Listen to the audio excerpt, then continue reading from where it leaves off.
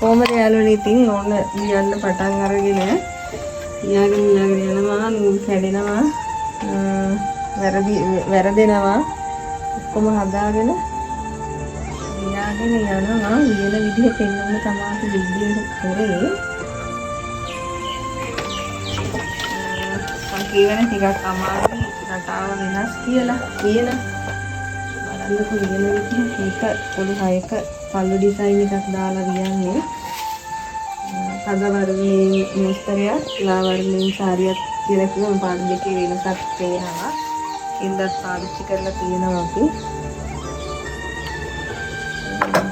පොල් කෑල්ලේ වෙනස තියෙනවා. වෙනස බලන්න මේක වියන එක කොච්චර අමාරුද කියලා පෙන්නන්න තමයි වීඩියෝ එක කරන්නේ.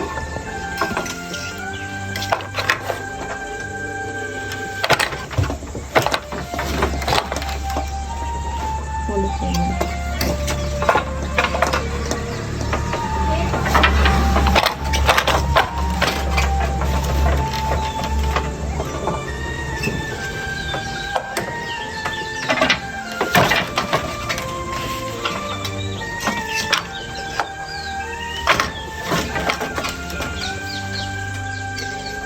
තරම් වේගෙන් ලියන්න බෑ.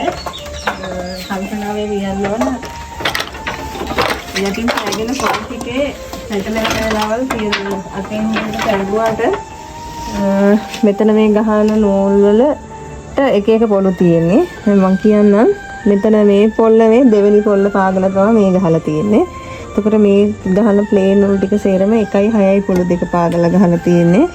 මේ මල තනිකර අපි පොළු 6ම පාගලා තමයි මේ මල මතු කරලා තියෙන්නේ ලස්සනට 2 5 3 4 ඊටසේ 3 4 5 2 කියලා ආපස්සට පාගලා තමයි මල අරගෙන තියෙන්නේ.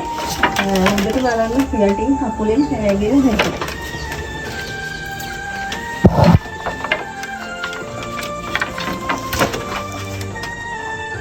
පොළු මාරු වුණොත් ඩිසයින් එක මෙතනින් මාරු වෙනවා. පාගලා අහන්නෝකි බලන්නත් ඕන පොළු බලන්නත් ඕන ඩිසයින් එක බලන්නත් ඕන පැකිලෙන්නේ නැතුව වැඩේ කරන්නත් ඕන ඕනේ පාගන්නේ පොළොවට මේ පොළො ඩිසයින් එක 7-8ක් තිබෙනවා